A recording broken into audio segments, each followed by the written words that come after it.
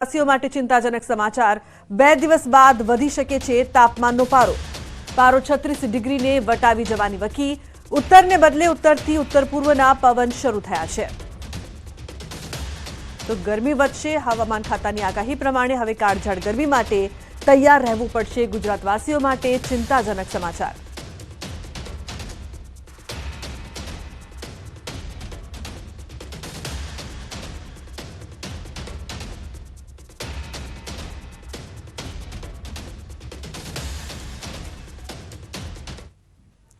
તો પ્રધાનમંત્રી 12 માર્ચના રોજ ગુજરાત અને રાજસ્થાનની મુલાકાત લેશે, જેમાં તેઓ રાજસ્થાનના પોખરણમાં કવાયત ભારત શક્તિના સાક્ષી બનશે।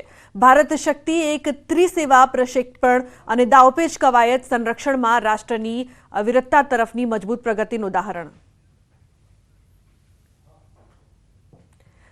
તો 12મી માર્ચે પીએમ ગુજરાત આવી રહ્યા છે। મહત્વનું છે કે ઘણા બધા વિકાસ કાર્યોની તેઓ ભેટ આપશે। ગાંધી આશ્રમની પણ કાયા પલટ થવાની છે। ખાસ તેઓ ગુજરાતના મહેમાન બનવાના છે। ગાંધી આશ્રમની કાયા પલટ થશે। વિકાસ કાર્યો છે તે પણ કરવામાં આવશે, જેના માટે ખાસ પીએમ મોદી ગુજરાતની મુલાકાતે આવી રહ્યા છે। ગાંધી આશ્રમ રીડેવલપમેન્ટનું ખાતમુહૂર્ત તેઓ કરશે, જેના માટે 12 માર્ચે પીએમ મોદી ગુજરાતના મહેમાન બનવાના છે। તો લોકસભા ચૂંટણી પહેલા પ્રોજેક્ટનું ખાતમુહૂર્ત। તો પીએમ મોદી માસ્ટર પ્લાનનું નિરીક્ષણ પણ કરશે। ત્યાં પહોંચીને તેઓ ખાસ તમામ બાબતોનું નિરીક્ષણ કરશે, જે બાદ ગાંધી આશ્રમની કાયા પલટ કરવામાં આવશે। તો ગાંધી આશ્રમ રીડેવલપમેન્ટનું તેઓ ખાતમુહૂર્ત પણ કરવાના છે। પ્રધાનમંત્રી 12 માર્ચના રોજ ગુજરાત અને રાજસ્થાનની મુલાકાત લેશે, જેમાં તેઓ રાજસ્થાનના પોખરણમાં કવાયત ભારત શક્તિના સાક્ષી બનશે। ભારત શક્તિ એક ત્રિસેવા પ્રક્ષેપણ અને દાવપેચ કવાયત સંરક્ષણમાં રાષ્ટ્રની અવિરતતા તરફની મજબૂત પ્રગતિનું ઉદાહરણ પૂરું પાડે છે। આ ઉપરાંત અમદાવાદમાં 85,000 કરોડથી વધારેના મૂલ્યના રાષ્ટ્રીય રેલવે પ્રોજેક્ટનું ભૂમિપૂજન અને લોકાર્પણ કરશે। પ્રધાનમંત્રી ડેડિકેટેડ ફ્રાઇટ કોરિડોર પ્રોજેક્ટના વિવિધ મુખ્ય વિભાગો દેશને અર્પણ કરશે।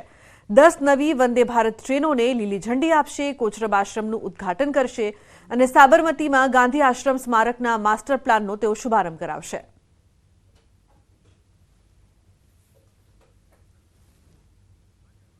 ભારતને આઝાદી અપાવવામાં મહત્વની ભૂમિકા ભજવનાર અમદાવાદના ગાંધી આશ્રમની કાયા પલટ થવાની છે, જેનો માસ્ટર પ્લાન તૈયાર કરવામાં આવ્યો છે। હાલ જે ગાંધી આશ્રમ છે તેનાથી વિશાળ આકાર આપવામાં આવશે, એટલે કે જે તે સમયે ગાંધી આશ્રમનો જે મૂળ વિસ્તાર હતો તેને આ નવા પ્રોજેક્ટમાં આવરી લેવામાં આવશે। દાંડી દિવસે જ ગાંધી આશ્રમના રીડેવલપમેન્ટનું ખાતમુહૂર્ત પ્રધાનમંત્રી નરેન્દ્ર મોદીના હસ્તે કરવામાં આવશે। આ રીડેવલપમેન્ટ દરમિયાન ગાંધી આશ્રમની જે મૂળ જગ્યા છે તેને જાળવી રાખવાની સાથે તેને વર્લ્ડ ક્લાસ બનાવવાનો પ્લાન તૈયાર કરવામાં આવ્યો છે। ગાંધી આશ્રમની આસપાસ રહેતા આશ્રમવાસીઓના વિકાસની વાતને પણ રીડેવલપમાં ધ્યાનમાં રાખવામાં આવી છે। તેમના માટે અદ્યતન મકાનો તૈયાર કરવાનું પણ આયોજન છે। આશ્રમવાસીઓ કે જેઓ હાલ વિવિધ ટ્રસ્ટ હેઠળ ગાંધી આશ્રમની આસપાસમાં રહે છે તેમને પોતાના મકાન બનાવીને આપવામાં આવશે। આ રહેણાંક પણ હાલના નિવાસસ્થાનથી માત્ર 50 મીટરના અંતરે બનાવવામાં આવશે। જે તે સમયે ગાંધી આશ્રમ બન્યો ત્યારે 120 એકરમાં ફેલાયેલો હતો અને તેમાં 63 મકાનો આવેલા હતા, જેમાં વિવિધ પ્રકારના ભારતની આઝાદીને લગતા અને તે સિવાયના કાર્યો થયા હતા। જો કે હાલના સમયમાં ગાંધી આશ્રમનો વિસ્તાર ઘટીને માત્ર 5 એકર થઈ ગયો છે, જેમાં 3 મકાનો છે કે જે અહીં આવતા મુલાકાતીઓ માટે ખુલ્લા મૂકવામાં આવ્યા છે। હાલ જે તે સમયે ગાંધી આશ્રમની મૂળ જગ્યા હતી ત્યાં અન્ય કન્સ્ટ્રક્શન થઈ ગયા છે। જો કે હવે ગાંધી આશ્રમની મૂળ જગ્યાનો 1200 કરોડના ખર્ચે વિકાસ કરવામાં આવશે।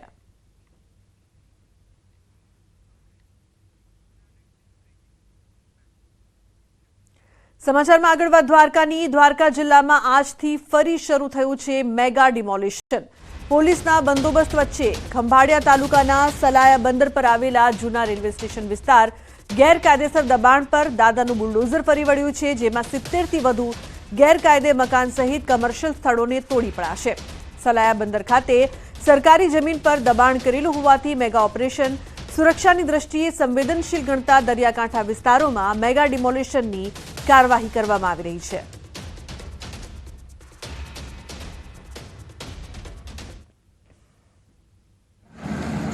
દેવભૂમિ દ્વારકા જિલ્લાના સલાયા બંદર વિસ્તારમાં મેગા ડિમોલેશનની પ્રક્રિયા શરૂ કરી દેવામાં આવી છે। તંત્ર દ્વારા વિશાળ પોલીસના કાફલા સાથે ડિમોલેશન હાથ ધરવામાં આવી રહ્યું છે। કોઈ અનિચ્છનીય બનાવ ન બને તે માટે પોલીસનો પણ ચુસ્ત બંદોબસ્ત ગોઠવી દેવામાં આવ્યો છે। જેસીબી, હિટાચી સહિતના સાધનો વડે સલાયામાં મેગા ડિમોલેશનની કામગીરી હાથ ધરવામાં આવી છે। સલાયાના જૂના રેલવે સ્ટેશન વિસ્તારમાં અંદાજિત 60 થી 70 જેટલા જે બાંધકામો છે તે બાંધકામો તોડી પાડવાની કામગીરી હાલ હાથ ધરવામાં આવી છે। સાથે પીજીવીસીએલની ટીમ પણ તૈનાત કરી દેવામાં આવી છે। સાથે પોલીસનો પણ વિશાળ કાફલો ગોઠવી દેવામાં આવ્યો છે। હાલ આપ જોઈ શકો છો દ્રશ્યોમાં વિશાળ પોલીસના ચુસ્ત બંદોબસ્ત વચ્ચે જે મેગા ડિમોલેશન તે હાલ હાથ ધરવામાં આવ્યું છે। કોઈ અનિચ્છનીય બનાવ ન બને તે માટે પોલીસે પણ ખાસ બંદોબસ્ત ગોઠવી દીધો છે।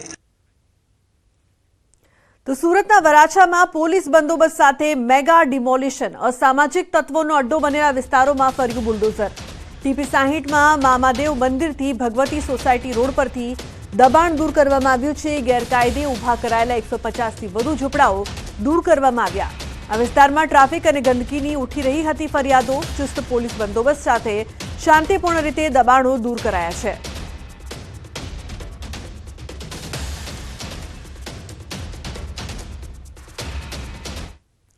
તો ભૂકંપ દરમિયાન જર્જરિત થયેલા ડભોઈના ગેટને પાલિકાએ તોડી પાડ્યો છે। એપીએમસી નજીક આવેલા મુખ્ય પ્રવેશદ્વાર પાલિકાએ જમીનદોસ્ત કર્યો।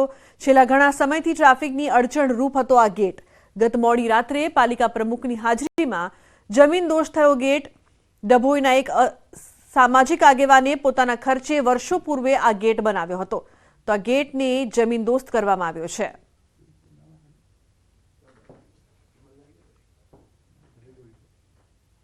તો નવસારી જિલ્લાના મહુવર ગામમાં રખડતા શ્વાનનો આતંક જોવા મળ્યો છે।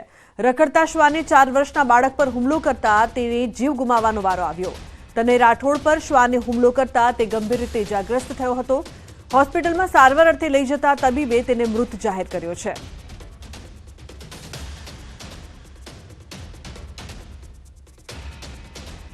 તો વડોદરાના કાડિયાવાડમાં જૂથ અથડામણ। જૂથ અથડામણમાં 12 લોકો ઘાયલ થયા છે। 5ની હાલત ગંભીર બતાવવામાં આવી રહી છે। આ તમામ ઘાયલોને હોસ્પિટલ ખસેડવામાં આવ્યા છે। પોલીસનો કાફલો સ્થળ પર પહોંચ્યો। અથડામણ શા કારણે થઈ તે અંગે હજુ કોઈ સ્પષ્ટતા નહીં।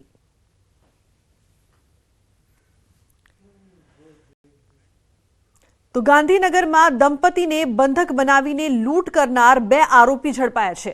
ગાંધીનગરના ડભોડા ખાતે દંપતીને માર મારી બંધક બનાવનાર 2 યુવકોને દાહોદ એલસીબીએ ઝડપી પાડ્યા છે। પોલીસે નસીરપુર દરગાહ પાસેથી 2 યુવકોને ઝડપી 2.75 લાખનો મુદ્દામાલ જપ્ત કર્યો છે।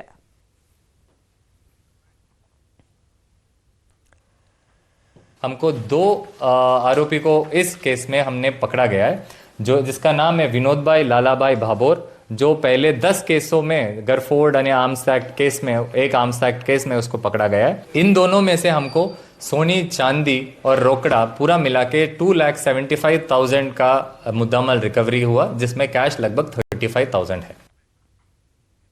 તો ગીર સોમનાથમાં ઘૃણાસ્પદ ઘટના। 5 વર્ષની 2 બાળકીઓ સાથે દુષ્કર્મ।